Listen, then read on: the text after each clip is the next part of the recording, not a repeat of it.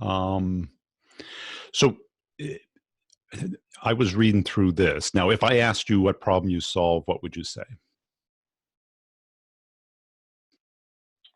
So I had to try to describe it here to say that we enable secure access to applications, so both on-prem applications as well as cloud applications.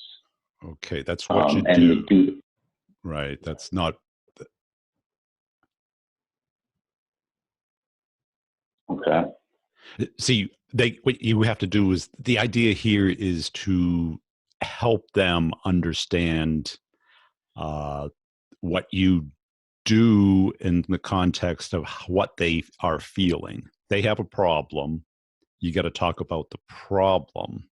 If you talk about what you do, then they have to map it back to their world. So think about like what happens if they don't buy your product.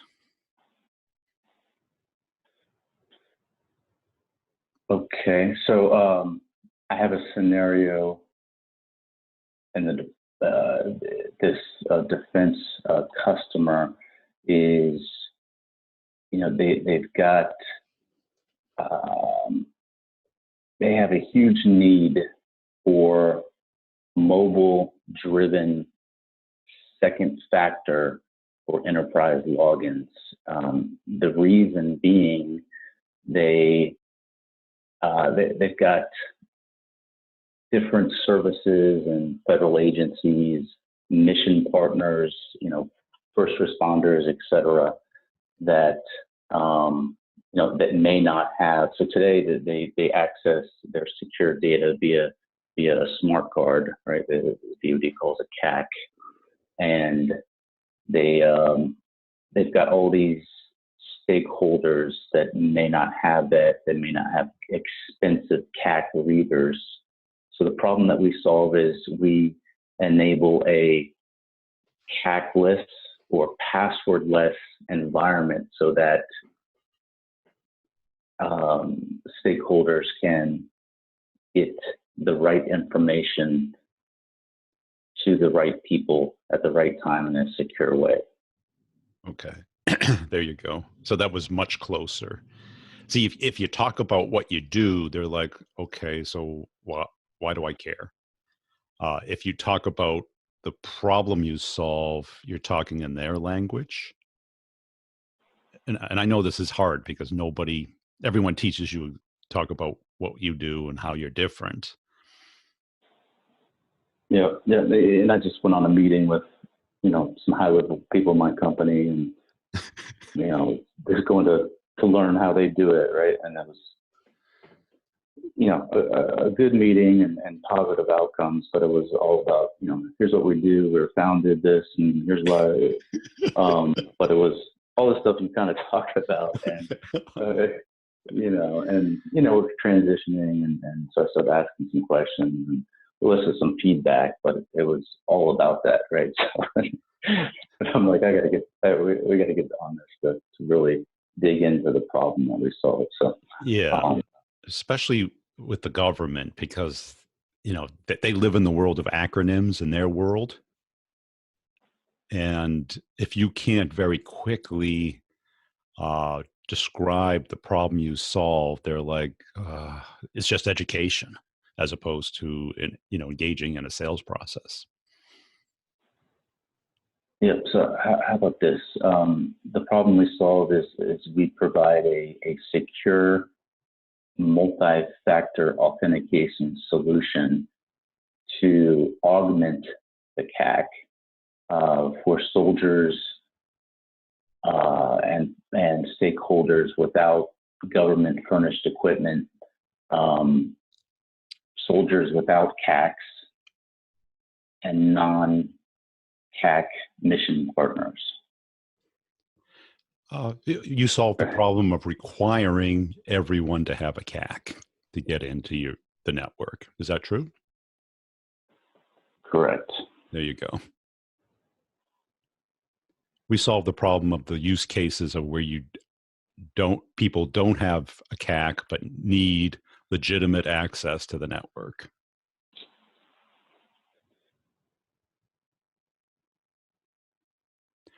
Yeah, and then the other challenge is all these agencies have typically a dozen or more kind of user stores where accounts and information is stored.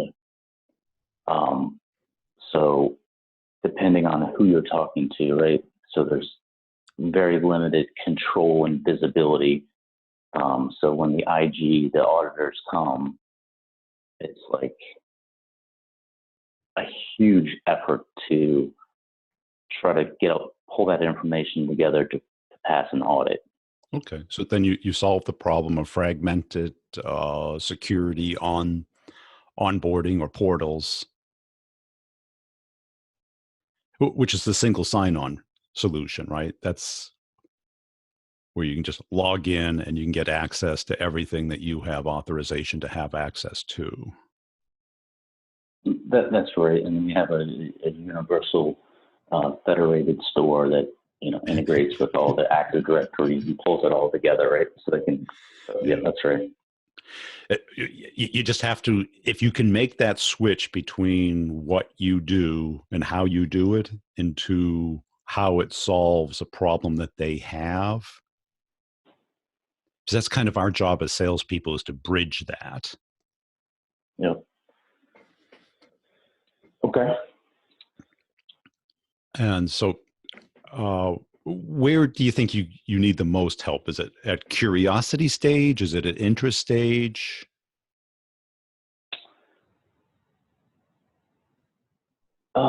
So I think maybe two areas. One would be, kind of what we're doing right now, and just talking it through. Talking it through in terms of curiosity. Why would a CIO or a CISO? The other area is I'm getting a lot of interest from either developers or an engineer that has a project that doesn't have a lot of outcome-based vision, right? So how do I, elevate that conversation with them? And obviously, I need to get to the additional stakeholders, but elevate those buying outcomes so that I can begin to lay the groundwork for a business case.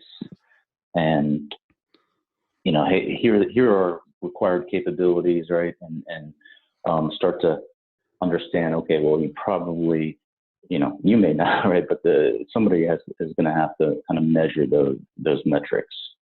So just kind of transitioning to that, be helpful to more elegantly be able to do that, I guess. Yeah. In a product like this, you probably want to get that technical sale solid first. Sure. And then the business sale, certainly with the government, should be more straightforward. Well, when you say first, right, I mean, things, it could be 4 months, right? Before you validate that, right? So I kind of want to do it in conjunction, but they need to be able to see that that there is a path to validation, at least, right? Yeah, because once you get, at least in my experience with the government, if they pick you, then the justification isn't so much economic as it is political, and what is the easiest thing to buy. That's a huge, sure. Yeah, and do you have contract vehicles? And yeah, that's not the issue in terms of ease. Okay. So we are 100% cloud-based software, and we have authorities to operate some things called FedRAMP, FedRAMP Moderate, to handle PII and secure data. And we've started our FedRAMP High to access what they call Impact Level 4. And so that's a little bit of a hurdle at this point. Okay. But we've got some solid pilots going with defense customers. Okay. And your territory is 100% DoD or? 100% DoD. Yeah. So a lot of federal contractors supporting that, obviously, but it is the federal government, DoD. Yeah. So from a strategy standpoint, I would, worm your way in and then lock every other alternative out. Have you identified like what your lockouts are? So the good news is that we, we have Microsoft as our number one competitor, right? So that's validation that we're in a very big market, and it's a platform play, so it's very sticky once you're in. What I laid out here around these questions, this is the beginning of a qualification, right? To understand, have they thought about aligning to and executing on the Department of Defense's commitment to the cloud, right? If they are going to the cloud, then the other solutions just they completely fall down. Okay. If you want to handle on-prem applications, the competitor I mentioned, they can probably do that, and they're doing that today. But if you've got complexity, that's where we play. Okay. So that would be your lockout then, is that you're more future oriented, cloud focused, that your cloud solely cloud, that there's no on-prem solution. So our solution is, but access management connects to everything. Yeah. So we're completely independent, and we connect to both their on-prem and cloud-based applications, right? So I began to ask questions like at the beginning here, where cloud, hey, have you, where are you in that journey, right? Because they're all talking about it and starting to move, and the civilian government, they've moved like Office 365 and their email to the cloud, and starting to move applications and realize that they need to do it, and different continuums. But it's just a huge, at the general level, and like the DoD CIO, they're all talking about it, right? But once you get down to the people that actually do the work, the culture is still there. It's like, whoa, I can't do this, right? So understanding that, and then getting them to a comfort level where they'll invest the effort to make a change, politically, and where their life is going to be much easier, and it's going to solve problems for them down the road. But it's getting over that hump initially, right? So, but if they are going to the cloud, that's where we're playing. And would questions about, are they hosted on a cloud server for everything else, AWS or Azure or whatever, that would kind of give you a sense of how they feel about putting their stuff on the cloud. Sure. Yeah. They could have some platforms that move into that. But so as an example, like applications like ServiceNow, right? If they're taking ServiceNow, moving that to the cloud, then we've helped secure those access to ServiceNow. We've got some big implementations with ServiceNow. So I start to ask questions. Have you thought about how you might secure those endpoints? Yeah, exactly. That would get curiosity. And I guess the question about, do you have cases, or do you anticipate cases where a CAC reader would not be either available or applicable?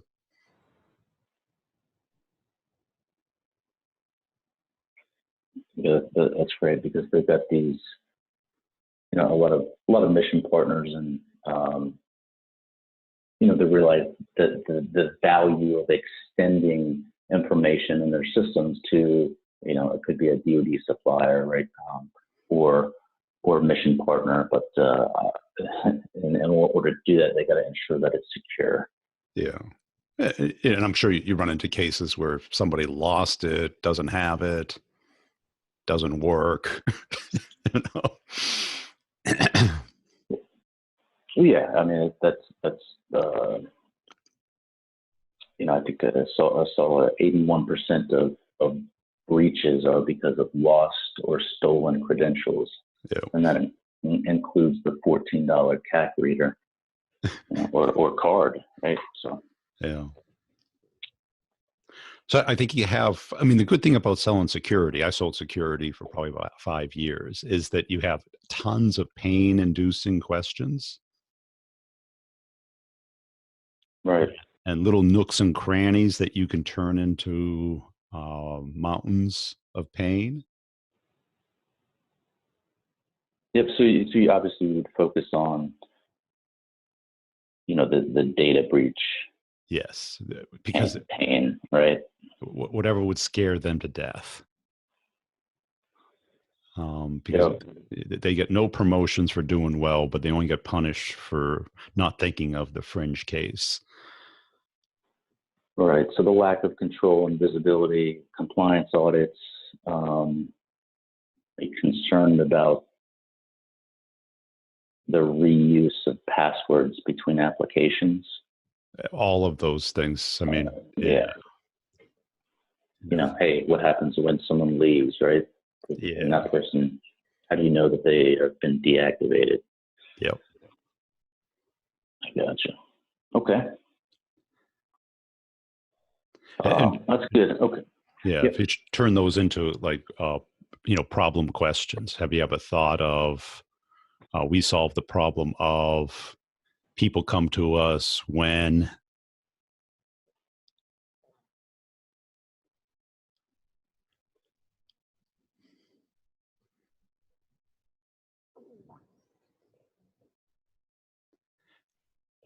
and if you can get into those type of conversations, you'll get so much more traction.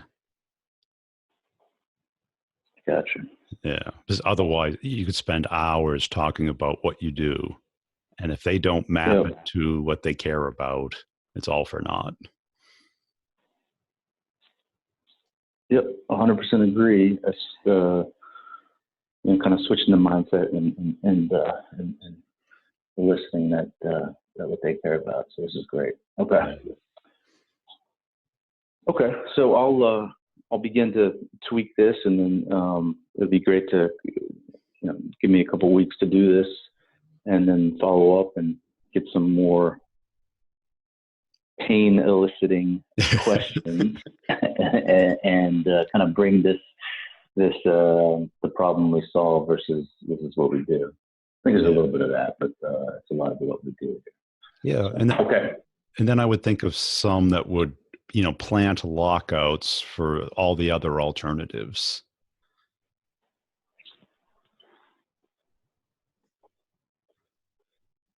Because the problem in the security space is they always think they're covered because it's just too painful to think that they're not.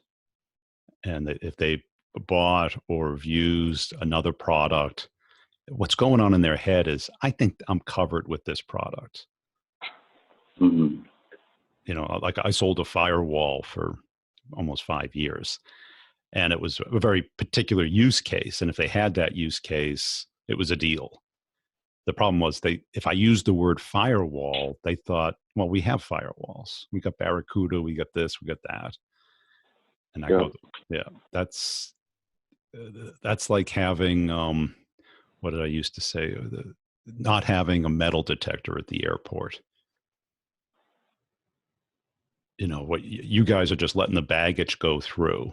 What we're doing is looking in the bag, pulling the bag open, analyzing each item in the bag, making sure it's not an explosive, that it's allowed in, that it's authenticated.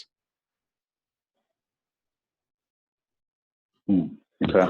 Your current firewall just lets it through. As long as it fits in the detector, it can go through. Yeah. Okay.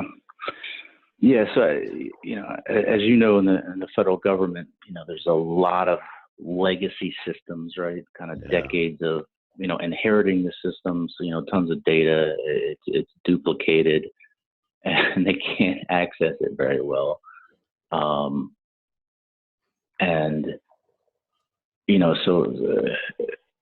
so in terms of affecting and delivering efficiency and delivering on the mission, right? They get, it's like how do we bring all this stuff together so that we can effectively, do our work. And in terms of what we do, I think what I'm saying is that in the past, the mindset of a lot of these IT professionals and developers is like, hey, if we need this identity and access management, we'll build it, right? It'll take us a year to do or 6 months, right? And we'll get it done. But that's, it's yeah, we'll just build it, right? We know how to do this stuff. But then that's super, yeah, it's very expensive to do that and never get it right. It's very complex. Right. And you have to maintain it. You have to customize it. You have to, make sure it's fault tolerant and all that other stuff. And those days are over. Yeah. Yeah. And again, I mean, and it worked well I should say it worked, back in the days of kind of firewalls and VPNs and the, identity was kind of part of this stack with Microsoft and Oracle. But it's, again, it customized the daylight side of it and, but trying to extend that infrastructure into mobile and SaaS and cloud, it doesn't work as elegantly at all. So that's what we're finding. Yeah. So yeah, okay. So in terms of qualification, those are some of the things that are when some of these big deals happen when they all move into the cloud. Yeah. Okay. Yeah. So let's regroup in a couple of weeks, and I'll put this up in the course so you can reference it and go through it. Sound good? Sounds great. Thank you. Thanks, Brian. Bye now. Bye now.